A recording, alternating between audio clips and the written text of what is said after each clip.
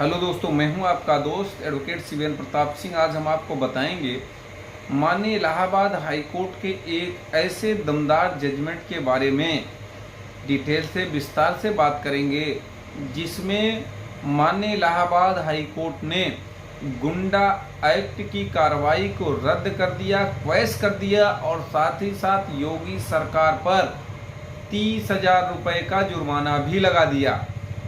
अक्सर आपने देखा होगा पुलिस का काम क्या है, किसी भी व्यक्ति के ऊपर मनमाने तरीके से जुर्माना लगा देना, उसे जेल भेज देना, गुंडा एक्ट की कार्रवाई कर देना, गैंगस्टर की कार्रवाई कर देना। कहने का मतलब ये है पुलिस का मनमानापन इतना बढ़ गया है कि कभी कभी ये सोचने को होता है कि पुलिस पे कभी इतना अच्छे से हथौड़ा चलेगा, पुलिस पे कभी इतनी कड़ी कार्रवाई कोर्ट करेगी कि वो कार्रवाई पुलिस डिपार्टमेंट के लिए, पूरे डिपार्टमेंट के लिए होगी। कहने का मतलब ये कि बिना विचार के जिस पर मन में आता है उस पर कोई भी केस पुलिस वाले लगा देते हैं। चलिए, पुलिस वाले लगा तो दिए, लिख के भेज तो दिए जो मन में आया, और जो सीनियर सुपीरियर अफसर होते हैं, एसएसपी डीएम लेवल के अफसर होते हैं, यानी कि यहाँ पे भी वही डीएम की बात है। सोचिए, डीएम यानी जिलाधिकारी जब इस बात को नहीं समझता कि कार्रवाई करने योग्य है या नहीं है, दरोगा ही डीएम बन जाता है। जो दरोगा ने लिख पढ़ के दे दिया, डीएम उस पर कार्रवाई के लिए नोटिस जारी कर दिया। ये कहावत वैसे भी है कि बिना विचारे जो करे सो पीछे पछताए, काम बिगाड़े आपनो जग में हंसी कराए।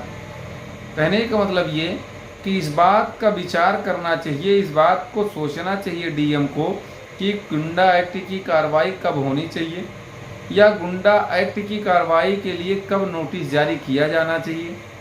देखिए, गुंडा एक्ट की जो कार्रवाई होती है, जैसे कोई भी व्यक्ति एक बार अपराध किया, 2 बार किया, 3 बार, 4 बार, यानी कि वो आदतन अपराधी है, उसके कारण लोक शांति व्यवस्था खतरे में पड़ जाती है, तब तो उसके ऊपर गुंडा एक्ट की कार्रवाई बनती है। अब 2 भाइयों का विवाद है, जमीन विवाद है, कोई तरह का विवाद है आपसी, यानी कि फैमिली मैटर्स है, फैमिली डिस्प्यूट है, तो ये लोक शांति को खतरा कैसे होगा? वो तो खतरा एक दूसरे के लिए है ना। लोक शांति के विरुद्ध कार्रवाई आप उसके खिलाफ गुंडा एक्ट का मुकदमा कैसे कर सकते हैं? गुंडा एक्ट की नोटिस कैसे भेज सकते हैं? यानी कि जो मन में आया आप वो कर दो। तो आज गुंडा एक्ट का मुकदमा आप कैसे खत्म कर सकते हैं एक बार में, उसके बारे में बता रहे हैं। कोई जमानत कराने की जरूरत नहीं है, कोई तारीखों पे जाने की जरूरत नहीं है। तो एक केस माने इलाहाबाद हाई कोर्ट में क्रिमिनल रेट पिटीशन नंबर है 7608 सन 2024, Rakesh Verma and 2 others versus state of UP and others. Order date है 13/5/24, यानी कि अभी 10 दिन पहले का ये ऑर्डर है।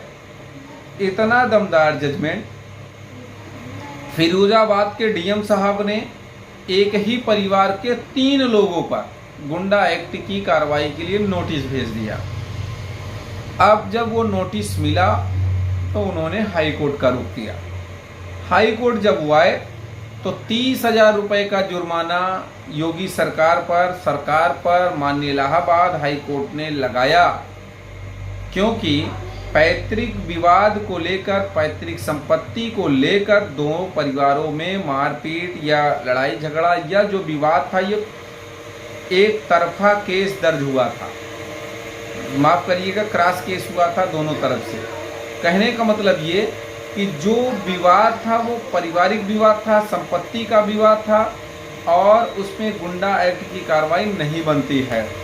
गुंडा एक्ट के तहत कार्रवाई आदतन अपराधियों पर, जैसा कि मैंने आपको बताया, गुंडा एक्ट की कार्रवाई आदतन अपराधियों पर ही बनती है जो लोक शांति व्यवस्था को खतरे में रखें, जो लोक शांति व्यवस्था को भंग करें।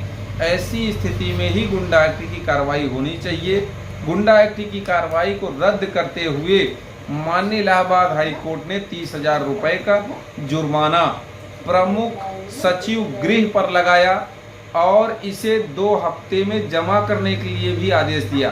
कहने का मतलब ये, अगर आप भी गुंडा एक्ट की कार्रवाई से हैरान परेशान हैं, टॉर्चर हैं, आपको भी नोटिस मिली है, तो आप स्क्रीन पर चल रहे नंबर पर जानकारी ले सकते हैं।